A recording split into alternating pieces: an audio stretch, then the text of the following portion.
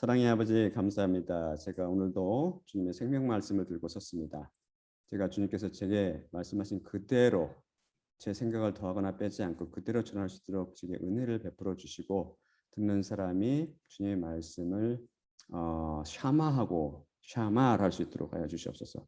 주의 깊게 듣고 정신을 집중하여 듣고 관찰하고 그것을 보존하고 변질되지 않도록 지킬 수 있도록 은혜를 내려주시옵소서. 자기 생각으로 변화시키지 않도록 변질시키지 않도록 주님께서 그들에게 은혜를 베풀어 주시옵소서. 모든 말씀 우리 주 예수 그리스도 이름으로 기도드리옵나이다. 아멘. 자, 처음 슬라이드 볼까요? 다들 일어나 주시기 바랍니다. 본 말씀 읽을 때. 본문 말씀은 레위기 4장 27에서 31절입니다. 만일 평민의 한 사람이 여호와의 계명 중 하나라도 부지 중에 범하여 허물이 있었는데 그가 범한 죄를 누가 그에게 깨우쳐 주면 그는 흠없는 암염소를 끌고 와서 그 범한 죄로 말미암아 그것을 애물로 삼아 그 속죄 제물로 머리에 안수하고 그 제물을 번제물을 잡는 곳에서 잡을 것이요 제사장은 손가락으로 그 피를 찍어 번제단 뿔들에 바르고 그 피 전부를 제단 밑에 쏟고 그 모든 기름을 화목제물로 기름을 떼어낸 것 같이 떼어내 제단 위에서 불살라 여호와께 향기롭게 할지니 제사장이 그를 위하여 속죄한즉 그가 사함을 받으리라. 다 앉아주세요. 지난 시간에 우리가 예수 그리스도 피가 어떻게 우리 인간들의 죄삭을 치르고 우리를 죄와 사망 권세로부터 해방시킬 수 있었는지 살펴봤죠. 요약하면 인간의 주체인 영혼이 범죄를 하면 그 영혼이 피를 흘려 죽어야 되는데 피에 영혼이 있기 때문에 범죄한 인간이 직접 죽어 지옥에 가는 대신 예수님께서 그 피를 흘리셔서 그 죄값을 치르시는 거죠. 왜냐하면 올식 영혼의 죄값은 영혼으로만 치를 수 있는데 피에 영혼이 있으므로 예수도 피가 우리 영혼의 죄값을 다 치를 수 있는 것입니다. 그래서 이것을 뭐라고 그랬어요? 대신 속죄하는 비밀, 대속의 비밀이라고 살펴봤었죠. 다음 슬라이드 볼까요? 영혼이 죄의 주체라는 것은 성경 말씀이 밝히 증거합니다. 에스겔 18장 4절인데요. 모든 영혼이 다 내게 속한지라 아버지의 영혼이 내게 속한 같이 그의 아들의 영혼도 내게 속하였나니 범죄하는 그 영혼은 죽으리라. 그 다음 말씀 베드로후서 2장 14절 음심이 가득한 눈을 가지고 범죄하기를 그치지 아니하고 굳세지 못한 영혼들을 유혹하며 탐욕에 연단된 마음을 가진 자들이니 저주 자식이라. 영혼이 바로 우리 영혼이 우리 주체며 죄를 짓는 주체예요. 근데 여러분들 이사야 53장 잘 아시죠? 그가 찔림은 우리의 허물을 인함이요 그가 상함은 우리의 죄악을 인함이라.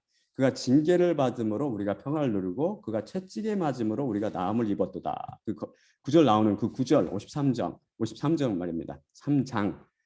성경 전체가 사실 예수 그리스도에 대한 증거거든요. 처음부터 끝까지 창세기 1장 1절부터 요한계시록 끝까지 예수 그리스도에 대한 이야기고 요약하면 예수 그리스도가 되는데 특히 이사야 53장은 명확히 시쳇말로 노골적으로 메시아의 고난과 십자가에 대해 묘사한 장이죠. 챕터죠. 그래서 지금 현재 유대인 해당에서는 이사야 53장이 The Forbidden Chapter in the Hebrew Bible 이렇게 되어 있어요. 그래서 히브리 바이블 중에 금지된 장이란 말입니다. 그래서 현재 이스라엘의 시나고그 회당에서 안 읽혀요. 낭송이 되지 않습니다. 그래서 거의 대부분 이스라엘 사람들은 53장 내용을 모릅니다. 참고로 그 이스라엘 사람들은 그들의 성경을 히브리 성경을 올드 테스먼트죠. 구약 우리들이 말하는 구약을 타나흐라고 발음합니다. 타나흐라는 것은 율법서인 토라 그리고 선지서인 네빔 그다음에 서신서 아니면 시가서라고 그래요. 시가서는 쿠투빔 이것에 머리자를 딴 것이에요. 어떤 사람은 이걸 타나크 또 타나크 이렇게 발음하는데 잘못된 발음입니다. 타나크. 아무튼 대부분 유대인들은 예수 그리스도를 메시아로 봐주지 못하고 있죠. 하지만 성경 말씀에 따르면 그들이 회개해서 예수 그리스도를 메시아로 영접할 날이 점점 다가오고 있어요. 그 사람들이 그걸 기대하시기 바랍니다. 그래서 다음 슬라이드 볼까요? 이사야 53장 10에서 12절 바로 53장. 예수님께서 바로 자신의 영혼을 버려 우리의 죄값을 치르셨습니다. 피를 흘리셔서 그 안에는 영혼으로 죄값을 치르신 것이죠. 여기 한번 볼까요? 여호와께서 그에게 상함을 받게 하시기를 원하사 질고를 당하게 하셨은즉 그의 영혼을 속건제물로 드리기에 이르면 그가 씨를 보게 되며 그의 날은 길 것이요 또 그의 손으로 여호와께서 기뻐하시는 뜻을 성취하리로다. 그가 자기 영혼으로 수고한 것을 보고 만족하게 여길 것이라. 나의 의로운 종이 자기 지식으로 많은 사람을 의롭게 하며 또 그들의 죄악을 친히 담당하리로다. 그러므로 내가 그에게 존귀한 자와 함께 몫을 받게 하며 강한 자와 함께 탈취한 것을 나누게 하리니 이는 그가 자기 영혼을 버려 사망에 이르게 하며 여기다 자기 영혼을 버려 피를 흘려 영혼의 값을 치르기 위해서 이 말입니다. 자기 영혼을 버려 사망에 이르게 하며 범죄자 중 하나로 헤아림을 받았음이니라. 그러나 그가 많은 사람의 죄를 담당하며 피값으로 그렇죠. 많은 사람의 죄를 담당하며 범죄자를 위하여 기도하였느니라. 이렇게 나오죠. 우리는 예수님께서 세상죄를 제거하는 곧 하나님께서 예비하신 유월절 양임을 잘 알죠. 이제는 제가 설명해 드렸기 때문에. 그러면 이번 시간에는 십자가의 그림자인 구약의 제사는 사실 십자가의 그림자예요. 레위기는 십자가에 대한 얘기예요. 십자가. 또 십자가에 대해서 보다 많이 잘 나오는 게 히브리서고 이게 쫙 짝이 되는 겁니다. 근데 어떻게 제사를 살펴봄으로써 십자가가 우리 죄를 처리하는지 살펴보겠습니다. 제사법에는 각기 다른 여러 가지 종류 죄에 따라서 각기 다른 종류의 짐승을 제사로 드리게 하고 있죠. 근데 여기서 여러분이 그러면 다음 슬라이드 볼까요? 그럼 여러분이나 저 같은 평민이 어떻게 죄에 대한 제사 곧 속죄제를 행했는지 살펴볼까요? 제 유튜브 비디오 제 10강 율법을 통한 죄사함 제사를 통한 거기서 공부했지만 이번엔 약간 다른 각도에서 연구해 보겠습니다. 레위기 4장 27에서 31절 말씀이죠. 자, 정신을 집중해서 좀 들어보세요. 만일 평민의 한 사람이 여호와의 계명 중 하나라도 부주 중에 범하여 허물이 있었는데 그가 범한 죄를 누가 그에게 깨우쳐 주면 그는 흠없는 암염소를 끌고 와서 그 범한 죄로 말미암아 그것을 애물로 삼아 그 속죄 제물을 머리에 안수하고 그 제물을 번제물을 잡는 곳에서 잡을 것이요 제사장은 손가락으로 그 피를 찍어 번제단 뿔들에 바르고 그 피 전부를 제단 밑에 쏟고 그 모든 기름을 화목제물로 기름을 떼어낸 것 같이 떼어내 제단 위에서 불살라 여호와께 향기롭게 할지니 제사장이 그를 위하여 속죄한즉 그가 죄사함을 받으리라. 자, 집중해서 들으셨습니까? 그럼 제가 여쭤볼게요. 자, 여기서 누가 속죄제물에 안수를 하죠? 그렇습니다. 죄를 범한 사람이죠. 죄를 범한 사람이 속죄제물을 들고 와서 죄에 안수를 하죠. 안수라는 건 뭐냐면 죄 트랜스퍼, 죄가 전가되는 것을 상징합니다. 이 안수를 통해서 범죄한 사람의 죄가 누구한테 가는 거예요? 그 암염소에게 전가되는 거예요. 그럼 이번에 누가 그 희생제물의 암염소를 잡죠? 죄인이 직접 잡아야 돼요. 죄인. 그러면 그 피를 번제단 뿔에 바르고 번제단 밑에 쏟고 하는 건 누가 하죠? 제사장입니다. 또한 제사장은 동시에 그 기름을 그 짐승의 기름을 희생물의 기름을 번제단 위에 불살라 여호와께 향기로운 제물로 드립니다. 그러면 마지막으로 누가 이 사람의 죄를 용서합니까? 그렇습니다. 그 사람은 바로 제사장입니다. 제사장이 용서합니다. 자, 보이십니까? 이게 십자가 비밀이 보이시나요? 여러분의 죄가 하나님께 진실로 용서받기를 원하신다면 이 구절의 영적 의미를 깨달으셔야 돼요. 우리가 진실로 죄와 사망 원수로부터 해방받기를 원한다면 희생제물에 먼저 안수하셔야 돼요. 희생제물이 뭐죠? 바로 우리 주 예수 그리스도. 우리 예수 그리스도 안수해서 죄가 전가되도록 해야 돼요. 예수님께. 그래서 이런 일이 실질적으로 일어나기 위해서는 어떻게 해야 되냐면은 제일 먼저 여러분이 죄인임을, 제일 먼저 할 게 여러분이 죄인임을 인정하고 고백해야 됩니다. 죄가 없다고 생각하는 사람이 누가 희생제물을 들고 나오겠어요. 그렇죠? 예, 죄인이라는 것을 첫째 인정해야 돼요. 근데 죄가 죄인이라는 것을 어떻게 깨닫는 거죠? 죄인이라는 것을 어떻게 합니까? 이 말씀에 따르는 평민의 한 사람이 여호와 계명 중 단 하나라도라고 그랬죠. 하나라도 불의 중에 범하여 허물이 있었는데 그가 범한 죄를 누가 그에게 깨우쳐 주면입니다.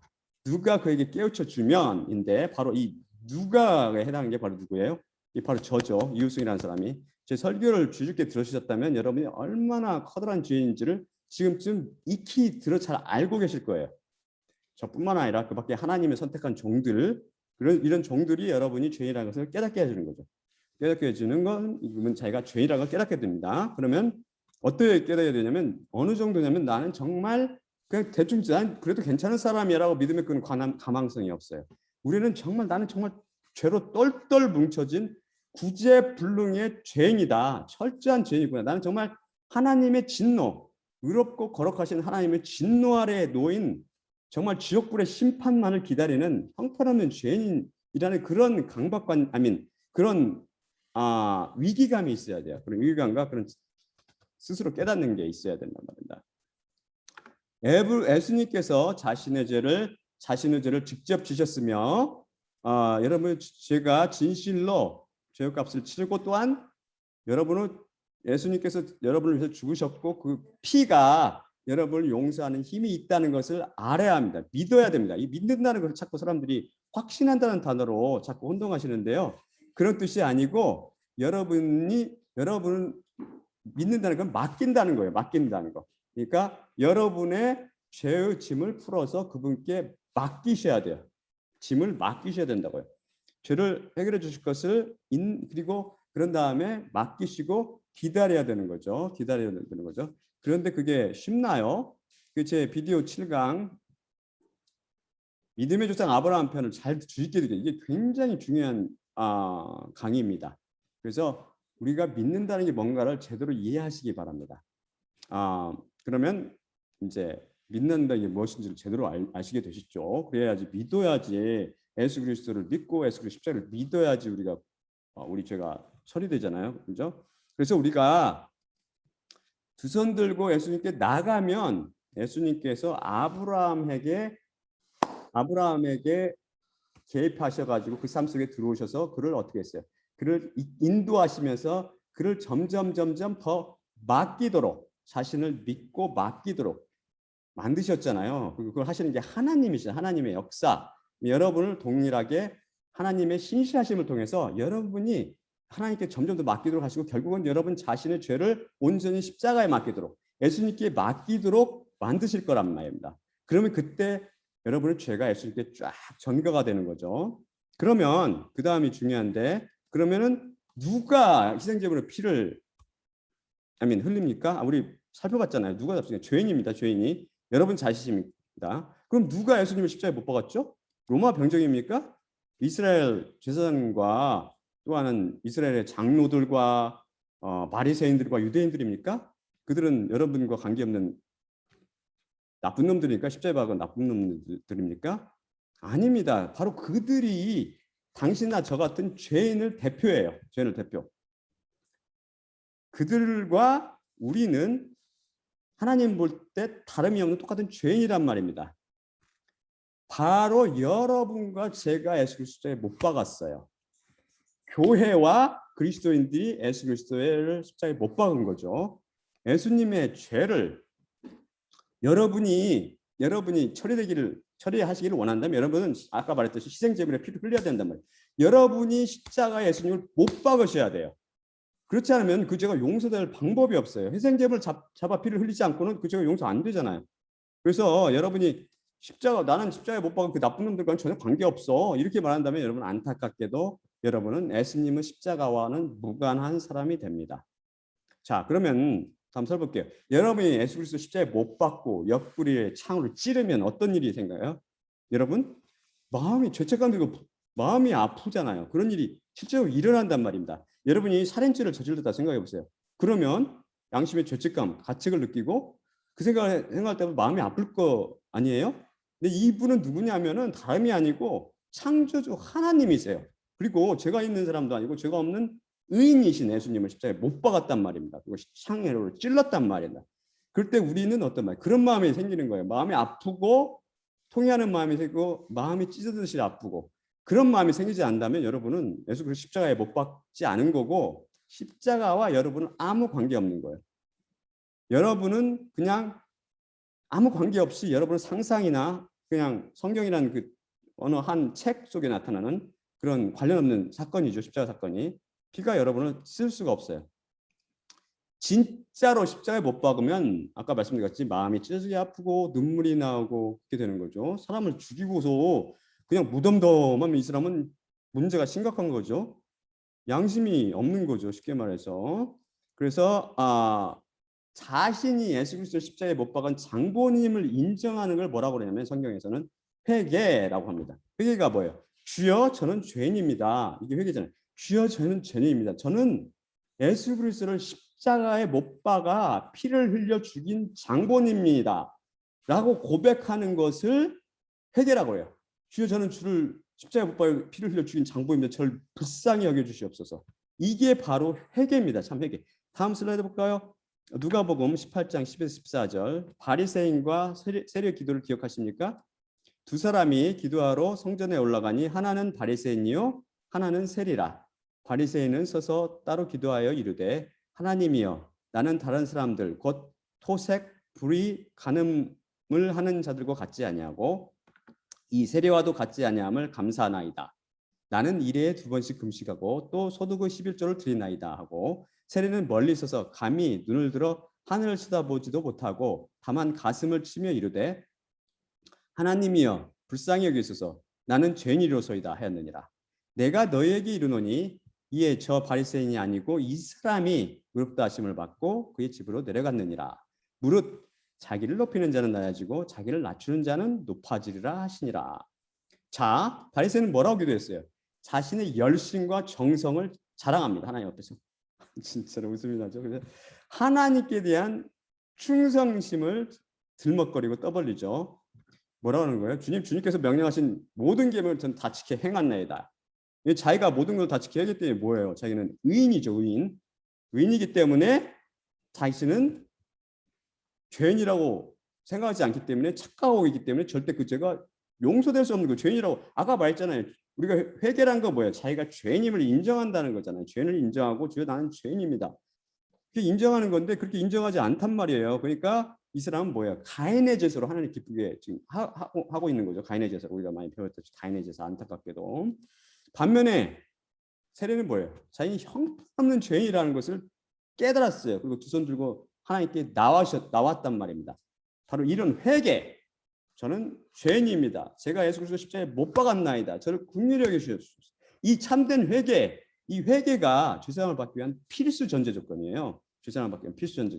필수. 다음 슬라이드 볼까요? 누가복음 24장 47절. 또 그의 이름으로 죄사함을 받게 하는 회개가 여기 나오잖아요. 예루살렘에서 시작하여 모든 족속에게 전파될 것이 기록되었으니 다음 사도행전 2장 38절 베드로가 이르되 너희가 회개하여 각각 예수 그리스도 이름으로 세례를 받고 죄사함을 받으라. 그리하면 성령의 선물을 받으리니. 그 다음에 사도행전 3장 19절 그러므로 너희가 회개하고 돌이켜 너희 죄 없이 함을 받으라. 이와 같이 하면 새롭게 되는 날이 주 앞으로부터 이를 것이요. 또 다음 슬라이드 볼까요? 그런데 회개는 여러분이 생각하는 것과는 달리 여러분이 입으로만 하는 회개를 회개라고 하지 않아요. 성경에서는. 입으로만 회개하지 말고 뭐라고 하냐면 금식하고 울며 외통하며 마음을 다해 입으로만이 아니고 마음을 찢으며 회개해야 됩니다. 죄로부터 돌아서서 하나님께 나가야 됩니다. 이것이 참된 회개입니다. 바로 다음 말씀 제가 읽어볼게요. 여호와의 말씀에 너희는 이제라도 금식하고 울며 애통하고 마음을 다하여 내게로 돌아오라 하셨나니 너희는 옷을 찢지 말고 마음을 찢고 너희 하나님 여호와께로 돌아올지어다. 그는 은혜로우시며 자비로우시며 노하기를 더디하시며 인애가 크시사 뜻을 돌이켜 재앙을 내리지 아니하시나니. 바로 그렇죠. 다음 슬라이드 볼까요? 여기 말씀드린 것이 금식하고 울며 애통을 마음을 다하여, 마음을 찢지만 옷을 찢지만 마음을 찢어 분명히 나온 거죠. 다음 슬라이드 볼까요? 근데 여러분은 이렇게 마음을 다하고 마음을 찢어 죄임을 울며 통회하는 회개하는 심령이 여러분 마음대로 생기던가요? 그것은 오직 하나님으로부터 오는 성령님의 역사예요. 여러분, 회개는 사도행전 5장 29에 31절. 베드로와 사도들이 대답하여 이르되 사람보다 하나님께 순종하는 것이 마땅하니라. 너희가 나무에 달아 죽인 예수를 우리 조상의 하나님이 살리시고 이스라엘에게 회개함과 죄사함을 주시는 거죠. 그를 오른손으로 높이사 임금과 구주로 삼으셨느니라. 회개는 하나님께로 오는 겁니다. 성령의 역사. 다음 구절 볼까요? 사도행전 11장 15에서 18절. 내가 말을 시작할 때 성령이 그들에게 임하시기를 처음 우리에게 하신 것 같이 하는지라. 내가 주의 말씀에 요한은 물로 세례를 베풀었으나 너희는 성령으로 세례를 받으리라 하신 것이 생각났노라. 그런즉 하나님이 우리가 예수 그리스도를 믿을 때 주신 것과 같은 선물을 그들에게도 주셨으니 내가 누구이기에 하나님을 능히 맡겠느냐 하더라. 그들이 이 말을 듣고 잠잠하여 하나님께 영광을 돌려 이르르되 그러면 하나님께서 이방인에게도 생명 얻는 회개를 주셨도다 하니라. 누가 주셨다고요? 하나님께서 생명 얻는 회개를 주셨도다. 하나님께 주시는 겁니다. 그러니까 여러분이 노력한다고 회개가 되는 게 아니라는 겁니다. 울며 통곡하며 회개한다고 그게 회개가 안 되는 거죠. 마음을 다해 마음을 찢어 기도해야 된다는 겁니다. 근데 거기에는 바로 성령님의 역사가 있어야 된다는 거예요. 눈물이 나오면 그래도 좀 나오는데 눈물도 안 나오고 회개할 갈급한 심령도 안 생깁니다. 왜? 하나님께서 여러분에게 아직 회개의 심령을 주지 않았기 때문에 그런 거예요. 때가 있지 않은 겁니다. 그래서 회개할 심령을 달라고 기도하세요. 그리고 예수님을 어떻게 졸졸졸 따라가세요. 그러면 예수님께서 여러분의 믿음을 키워주시고 때가 무르익으면 회개의 심령을 주실 거란 말입니다. 다음 슬라이드 볼까요? 이렇듯 회개가 선물임을 깨닫는 게 매우 중요해요. 여러분이 잘못 알고 계시듯이 우리가 회개하고 싶을 때 아무 때나 회개가 되는 것이 절대 아닙니다. 왜냐하면 영혼의 구원은 온전히 하나님께 달려 있는데 영혼 구원을 이루는 죄사함도 이에 필수전제인 회개도 다 하나님께 달려있기 때문입니다. 회개와 죄사함, 구원은 인간에 달려있지 않아요. 그것은 온전히 하나님께 달려있습니다. 너희는 이 슬라이드 제가 읽어줄게요.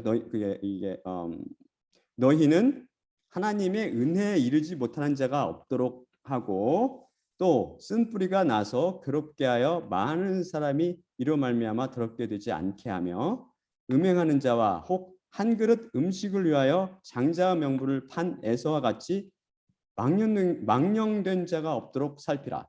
너희가 아는 바와 같이 그가 그 후에 축복을 이어받으려고 눈물을 흘리며 구하되 버린 바가 되어 회개할 기회를 얻지 못하였느니라. 진짜 무서운 말씀이잖아요. 회개할 기회를 얻지 못하였느니라. 회개하고 싶어도 회개를 못할 수 있다는 겁니다. 은혜에 이르지 못하고 거부당한다는 것이죠. 모든 죄가 용서된다고 착각하면 안 돼요. 용서받지 못할 죄가 있어요. 에서도 이 용서받지 못할 죄를 저질러 버렸어요. 이에 대해 살펴볼 기회가 또 따로 있을 거예요. 용서되지 않는 죄들. 대표적인 성령 해방죄죠. 주님께서 분명히 말씀하셨듯이 성령 해방죄가 대표적인 죄입니다. 여러분 이 사건의 배경이 되는 창세기 이야기를 아세요? 이제 이삭이 아브라함의 아들 이삭이 나이가 들어서 눈이 이제 눈까지 안 보이게 됐어요. 눈이 보여. 근데 이제 자기가 죽을 때 가까웠다는 걸 알게 된단 말입니다. 알게 됐죠.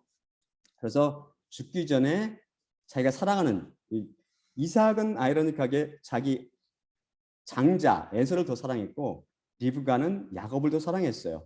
그래서 자기가 죽기 전에 장자 또 맏아들 에서를 마음껏 축복하고 죽기 위해서 에서한테 한 명령을 해요. 너 나가서 사냥해서 나를 위해서 별미를 좀 만들어 올래? 그럼 내가 너를 위해서 마음껏 축복해 줄게. 이렇게 말했거든요. 이걸 리브가가 엿들었어요. 리브가가 엿듣고 그 야곱한테 시켜서 새끼 염소를 잡게 합니다. 가져오게 합니다. 그래서 리브가가 별미를 항상 만들고 또한 그 자기 남편인 이삭이 눈치채지 못하도록 그 염소 새끼로 야곱을 덮어요. 그러니까 예곱 그 에서는 털이 많은 사람이에요. 털복숭이. 저기 뭐야 이 야곱은 저같이 이렇게 제 별명이 야곱이잖아요. 보통 사람. 그래서 이거를 들키면 안 되잖아요. 에서 앞에 나갔는데 그렇기 때문에 그걸 막기 위해서 손도 새끼 가죽 그 염소 가죽 새끼로 덮고 목도 덮고 해가지고 그 앞에 자기 자신이 맛있게 남편을 얼마 잘게 남편 식성을 그 리브가보다 더 잘하는 사람이 어디 있겠어요. 그걸 별미를 아주 맛있게 해가지고 야곱 손에 들려서 보냅니다. 그러니까 야곱이 그걸 들고 에서로 변장해서 딱 가죠. 그러니까 야곱이 에서가 그걸 다 먹고 그 다음에 이제 포도주도 마시고 건하게 술이 취해서 기분이 이제 좋은 거죠. 그 상태에서 마음껏 장자의 축복을 야곱한테 쏟아 붓는 거죠. 쏟고 딱 그것을 마치고 야곱이 딱 나가자마자 사냥을 마친 에서가 헐레벌떡 들어와서 그걸 자기가 잡은 고기로 또 별미를 해가지고 이삭에게 나갑니다. 다음 슬라이드 볼까요? 그러자 이삭이 깜짝 놀라가지고 이삭이 심히 떨며 이르되 그러면 사냥한 고기를 내게 가져온 자가 누구냐? 내가 오기 전에 내가 다 먹고 그를 위하여 축복하였은즉 그가 반드시 복을 받을 것이니라. 에서가 그의 아버지의 말을 듣고 소리질러 슬피 울며 아버지에게 이르되 내 아버지여 내게 축복하소서 내게도 그리하소서. 이삭이 이르되 내 아우가 와서 속여 복을 빼앗았도다. 에서가 이르되 그의 이름을 야곱이라 함이 합당하지 아니하니까 그가 나를 속임이 이것이 두 번째니이다. 전에는 나의 장제의 명분을 빼앗고 이제는 내 복을 빼앗았나이다. 또 이르되 아버지께서 나를 위하여 빌 복을 남기지 아니하셨나이까. 이삭이 에서에게 대답하여 이르되 내가 그를 너의 주로 세우고 그의 모든 형제를 내가 그에게 종으로 주었으며 곡식과 포도주를 그에게 주었으니 내 아들아 내가 내게 무엇을 할 수 있으랴. 에서가 아버지에게 이르되 내 아버지여 아버지가 빌 복이 하나뿐이리까 내 아버지여 내게 축복하소서 내게도 그리하소서 하고 소리를 높여 우니. 그렇죠? 다음 슬라이드 볼까요? 이 슬라이드는 중요한 슬라이드니까 이걸 잘 이해하기 때문에 이 개념을 회개라는 게 뭔지를 제가 분명히 가르쳐 드릴게요. 그리고 회개를 아무 때나 할 수 있는 게 아니라는 것을 제가 가르쳐 드릴게요. 그래서 이게 중요한 거이기 때문에 제가 다음 슬라이드 할 때까지 그냥 딱 화면을 고정시켜 놓으십시오. 창세기 이 부분의 이야기를 소재로 다루는 히브리어 2구절 중 회개에 대한 부분이 히브리서 12장 17절 말씀인데요. 한글 개역 성경이 오역을 했습니다. 이에 대해 헬라 원문을 보면서 분석해 보겠습니다. 제일 밑에 나온 게 제가 제대로 이 원문을 살려서 번역한 거 제일 밑에 나온 게 아까 나온 게 이제 잘못된 번역이었고요. 한글 성경. 자, 여기서 제일 먼저 나오는 단어가 이스테라는 것은 알다라는 뜻을 갖는 동사 오이다, 헬라 오이다의 2인칭 복수 명령형입니다. 너희는 알라가 되는 것이죠. 한글 성경들과 영어 성경, 안타깝게 영어 성경들도 이것을 다 현재형 동사로 오역했어요. 이건 명령형이에요. 명령형. 근데 이건 현재형으로 잘못했죠. gar는 주로 you를 나타내는 접속사로 왜냐하면으로 해석되지만 여기서는 명령형인 다음에 와서 mark of inference로 쓰여서 certainly, by all means, 즉 확실히 혹은 반드시라는 뜻을 갖는 것입니다. 그래서 이것은 너희는 반드시 알라. 이게 중요하기 때문에 너희는 반드시 알라가 되는 것이죠. 무엇을 반드시 알아야 됩니까? 호티, 그 다음에 나는 단어 호티. 호티라는 게 곧 대을 뜻하고는 대절 이하입니다. 그 절 밑에.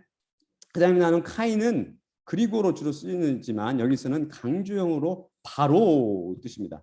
바로는 그 뒤에 오는 메테페이타를 강조하는데 이는 afterwards라는 뜻이에요. 그 후에라는 말이죠. 그래서 이 말은 무슨 말이에요? 바로 그 후에가 되는 거죠. 셀론 우리가 원래 공부했는데 이거 기억하고 계시는 분이 계신지 모르겠네요. 원하다는 뜻을 갖는 셀로 양보를 나타내는 분사형입니다. 분사. 원했음에도 불구하고 뜻이 되는 거죠. 에서가 뭘 원했죠? 다음 나오는 헬라어 클레로노메사이 텐 일로기안을 원했습니다. 클레로노메사이란 말은 클레로노메오의 부정사로서 이 동사는 클레로노메오라는 말은 to be inheritor, to be an inheritor 또는 inherit로 상속자가 되다 혹은 유업을 잇다라는 뜻입니다. 그는 무엇을 유업으로 상속받기를 원했죠? 바로 텐 율로기안입니다. 이것은 그 복을로 번역되는데요.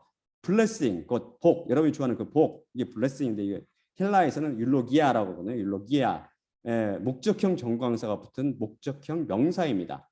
율로기아는 그 복이란 말은 blessing, 영어로는 blessing이란 말은 복이란 말로 많이 쓰이고 위에 act of speaking in favorable terms로 인간한테 쓸 때는 축복 혹은 복을 빔의 뜻이 있고요. 하나님에 대해서 율로기라는 말을 쓰거든요. 이때는 praise, 찬송, 찬양의 뜻을 갖습니다. 그래서 쉽게 말해서 에서는 뭐라 하냐면 복을 유업으로 받기를 원했어요. 복을 유업으로. 복이 무엇이라고 했나요? 우리 살펴봤는데 옛날에 기억하고 계신지 모르겠어요. 돈 많이 벌고 유명해지고 권력을 누리고 건강하게 잘 먹고 잘 사는 것입니까? 만일 그것이 복이라면 에서가 야곱보다 훨씬 더 많이 받았어요. 그는 에서를 아시는지 모르겠지만 한번 성경 읽어보세요. 그는 엄청난 부와 권력, 명예, 건강 다 소유했어요. 그에 반해 야곱은 어땠어요? 그랬나요? 평생을 험난하게 산 사람이에요. 야곱은 땅 한 평도 없이 살았어요. 아브라함도 그랬고 이삭도 그랬고 야곱도 그랬고 유목민으로서 땅 한 평도 없이 가나안 땅을 여기저기 떠돌아다니다가 말세에는 기근까지 만나서 줄인 배를 움켜쥐고 애굽 땅으로 이민 갔죠. 그리고 거기서 비참한 삶을 마감하죠. 인간적인 관점으로 볼 때 그렇습니다. 인간적인 관점으로. 성경에서 말하는 이 복이라는 것은 세상이 말하는 복과는 전혀 차원이 달라요. 이것은 영생을 의미한다고 했습니다. 영생. 이미 살펴봤듯이 에서가 영생을 유업으로 받기를 원했지만 아페도카 메스테를 당했습니다. 이 단어는 아포도키마조의 3인칭 수동태 동사형입니다. 아포도키마조라는 것은 뭐냐면 to regard as unworthy, unfit, and therefore to be rejected. 간단히 말해서 한말로 reject라는 말로 바꿀 수 있는데 한글로 잘 들어보세요. 멋멋에 합당하지 않거나 자격 미달이라고 여기어 거절당하다라는 뜻이 거절하다라는 뜻이 됩니다. 수동태니까 거절당하다가 되는 거죠.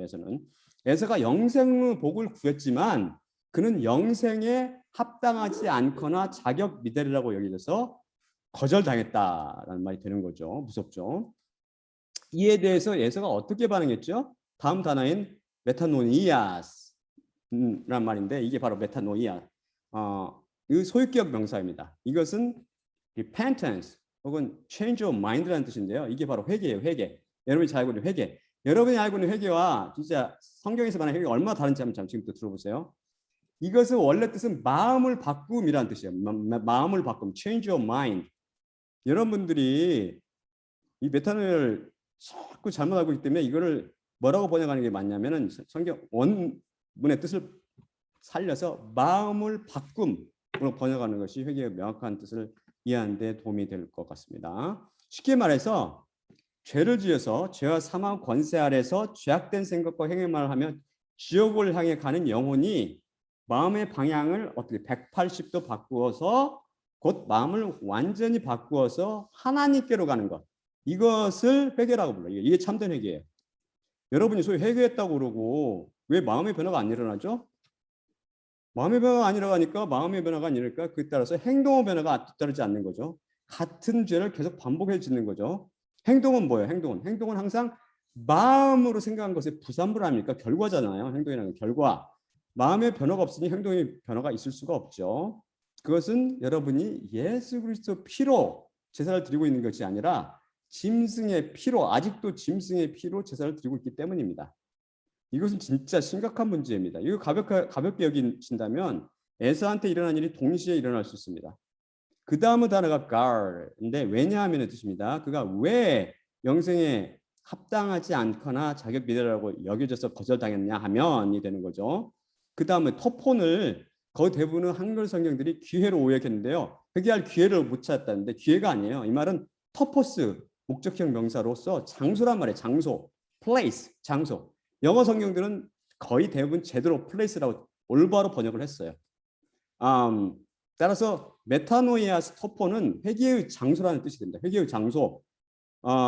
그 다음 단어가 우크인데 이것은 노나 나스 뜻을 갖는 우라는 단어로서 다음 단어가 모음으로 시작하면 발음하기 좋게 우가 우구로 변해요. 그 다음 단어가 휴렌인데 휴렌은 휴리스코라는 단어의 3인칭 부정과거형인데요. 휴리스코는 to come upon something either through purposeful search or accidentally 뜻으로 find 혹은 discover 라는 뜻인데 곧 찾다 혹은 발견하다는 뜻입니다. 여러분 유레카라는 말씀 들어보셨어요? 유레카.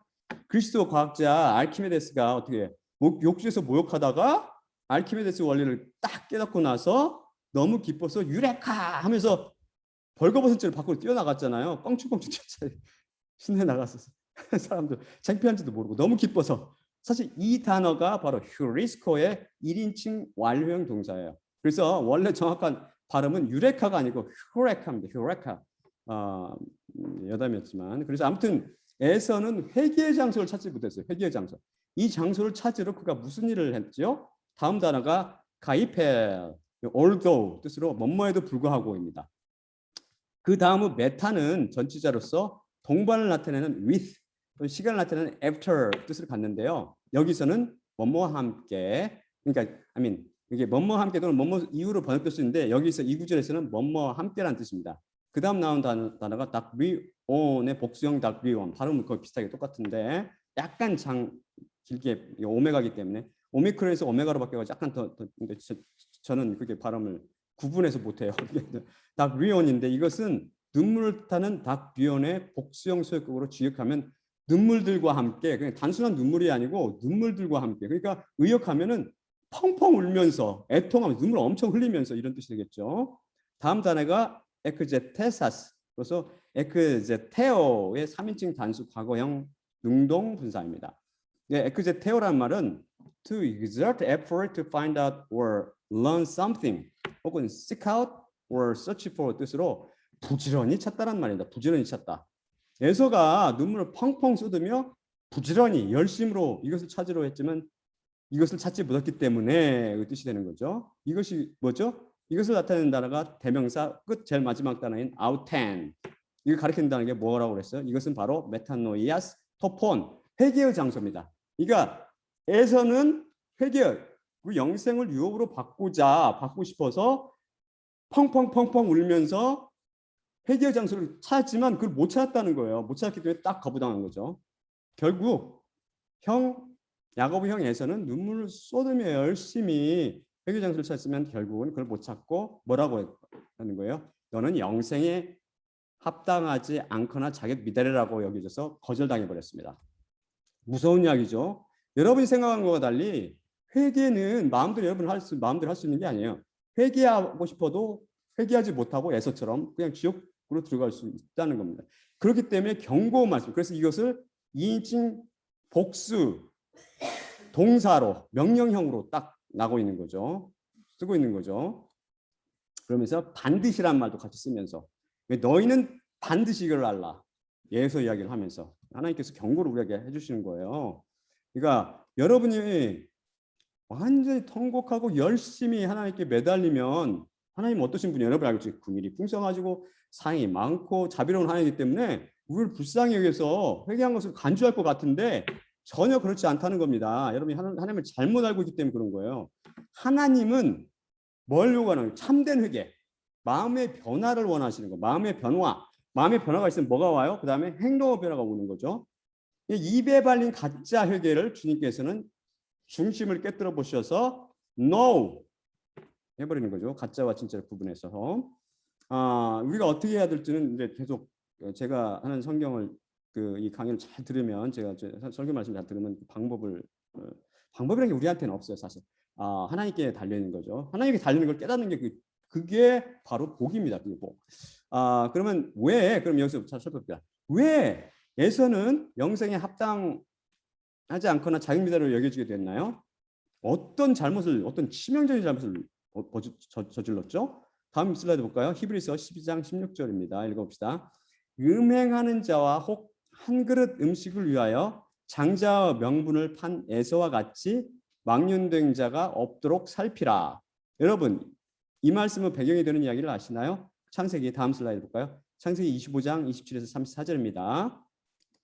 그 아이들이 장성함에 에서는 익숙한 사냥꾼이었으므로 들사람이 되었고 야곱은 조용한 사람이었으므로 장막에 거주하니 이삭은 에서가 사냥한 고기를 좋아하므로 그를 사랑하고 리브가는 야곱을 사랑하였더라. 야곱이 죽을 쑤었더니 에서가 들에서 들어와서 심히 피곤하여 야곱에게 이르되 내가 피곤하니 그 붉은 것을 내게 먹게 하라 한지라. 그러므로 에서의 별명은 에돔이더라. 야곱이 이르되 형의 장자 명분을 오늘 내게 팔라. 에서가 이르되 내가 죽게 되었으니 이 장자 명분이 내게 무엇이 유익하리요. 야곱이 이르되 오늘 내게 맹세하라. 에서가 맹세하고 장자 명분을 야곱에게 판지라. 야곱이 떡과 팥죽을 에서에게 주매 에서가 먹으며 마시고 일어나 갔으니 에서가 장자 명분을 가볍게 여김이었더라. 이렇게 나오죠. 에서 잘못은 뭐냐면 바로 장자 명분을 팥죽 한 그릇 팔아버린 거예요. 그거 뭐라고 말하죠? 내가 죽게 되었는데 이 장자 명분이 내게 무슨 도움이 돼? 무엇이 유익해? 이러면서 히브리서 이에 대해서 뭐라고 그래요? 한 그릇 음식을 위해서 장자 명분을 판 에서라고 그걸 딱 정의하고 있죠. 도대체 이 장자 명분이 뭐길래 이것을 우습게 알았다가 회개할 장소도 찾지 못하고 영생을 거절당하는 신세가 됐을까요? 장자 명분이라는 것은 히브리어로는 베호라가 됩니다. 베호라. 영어로서는 position and right of the firstborn 또는 그냥 right of the firstborn 되는데 우리는 말로 번역하면 장자의 지위와 권한 또는 그냥 장자의 권한 또는 장자의 명분 이렇게 번역될 수 있는데 저는 이것을 장자됨이라고 번역하고 싶어요. 장자됨. 그러니까 장자의 권한, 장자의 지위 그런 모든 것을 건너서서 장자 자체가 되는 거예요. 장자 자체가 되는 거. 이것은 히브리서 이것의 헬라어 아까 그 호라는 히브리였고 이번에 헬라어는 프로토 터키아인데요. 이것은 프로토 터커스라는 형용사에서 왔어요.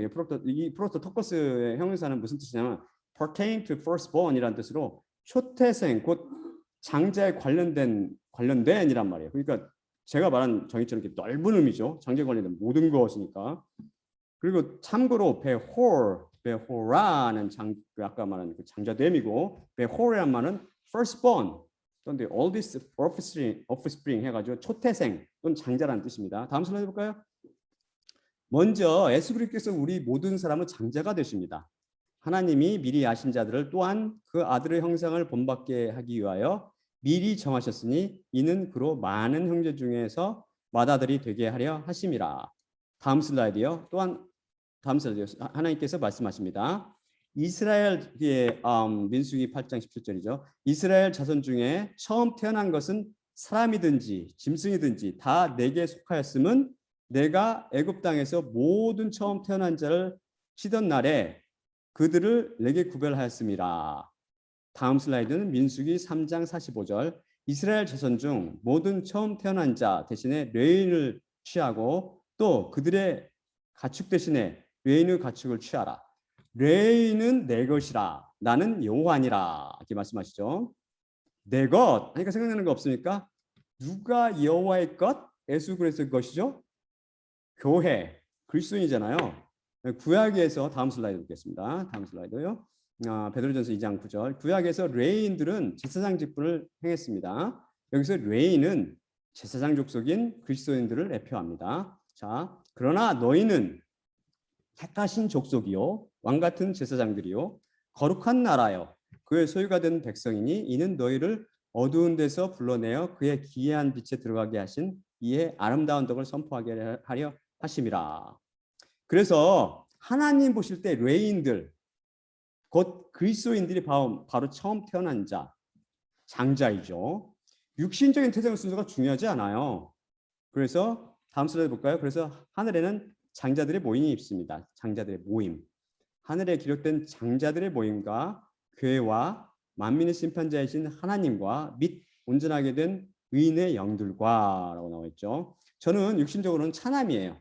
하지만 저는 레위족에 속해 있죠. 그리스도인. 하나님 볼 때는 내가 뭐예요? 장자입니다. 그래서 저뿐만 아니라 모든 그리스도인이 다 장자인 거예요. 그래서 하늘에 장자의 모임이 있다고 해서 차남들은 거기에 끼지 못하고 밖에서 다른 조직을 모여 만들어서 이렇게 있다는 게 그런 뜻이 아니에요. 모든 그리스도인들은 하나님 보시기에 장자들인 거예요. 장자들. 결국 이 말은 무슨 말일까? 그리스에서는 이 장자됨, 곧 그리스도인으로서 영생을 누리면서 하나님과 함께 천국에 사는 것을 우습게 알았다는 거예요. 그래서 이 무서운 결과를 갖게 된 거죠. 혹시 여러분들이 눈앞에 있는 음식에서처럼 돈이나 섹스, 건강이나 명예나 권력 때문에 하늘나라에서 예수님과 더불어 영생하게 되는 그 장자됨을 가볍게 여기지는 않습니까? 우리는 눈에 보이는 것이 아니고 눈에 보이지 않지만 영원히 지속된 그 장자됨을 사모해야 됩니다. 그래서 여러분들은 아무 때나 언제나 회개하고 있는 걸로 잘못 알고 있었죠. 회개라는 것은 마음을 완전히 바꾼다는 것도 잘못 알고 있었을 것 같아요. 완전히 바꾸는 거, 방향을 틀어서 완전히 바꾸는 거. 그럼 다음 시간에는 왜 에서가 끝까지 발버둥 쳤지만 찾지 못했던 그 수수께끼의 메타노이아 스토폰, 그 회개의 장소가 도대체 어디 숨어 있는지 한번 찾아보기로 할까요? 자, 한 슬라이드 마지막을 읽고 끝나겠습니다. 마지막으로 고린도전서 11장 23, 26절을 읽고 마치겠습니다. 내가 너희에게 전한 것은 주께 받은 것이니 곧 주 예수께서 잡히시던 밤에 떡을 가지고 축사하시고 떼어 이르시되 이것은 너희를 위하는 내 몸이니 이것을 행하여 나를 기념하라 하시고 19회 또한 그와 같이 잔을 가지시고 이르시되 이 잔은 내 피로 세운 새 언약이니 이것을 행하여 마실 때마다 나를 기념하라 하셨으니 너희가 이 떡을 먹으며 이 잔을 마실 때마다 주의 죽으심을 그가 오실 때까지 전하는 것이라. 예수님의 몸과 피로 상징되는 떡을 떼며 잔을 마실 때마다 예수님께서 뭐라고 했어요? 나의 십자가를 기억하고 나의 죽음을 내가 다시 올 때까지 전하라 그랬잖아요. 그렇기 때문에 우리가 예수님의 그 죽으심, 그 십자가를 기억하고 그걸 전해야 하겠습니다. 자, 그러면 제가 기도하고 마치겠습니다. 사랑의 아버지 하나님 감사합니다. 오늘 말씀을 통해서 회개에 대해서 가르쳐 주시면 감사합니다. 우리가 우리 죄가 용서받기 위해서는 먼저 우리가 죄인임을 자각하고 인정하고 예수님께 두 손 들고 나와야 함을 배웠습니다. 주님, 이 설교를 들은 사람들이 예수님께 두 손 들고 나올 때 그들을 받아주시고 그들을 주님께서 긍휼히 여기사 그들을 안아주시고 그들 마음 가운데 회개의 심령을 주셔서 진실로 그들이 통회하고 자복하고 마음을 찢어 그의 마음의 방향을 바꾸어 180도 바꾸어 새로운 사람이 될 수 있도록 은혜를 베풀어 주시옵소서. 앞으로 계속 제가 주님의 말씀을 증거할 때 저와 함께 하옵시고 듣는 자들과도 함께 하여 주시옵시고 은혜를 베풀어 주시옵소서. 모든 말씀 우리 주 예수 그리스도 이름으로 감사하며 기도드리옵나이다. 아멘.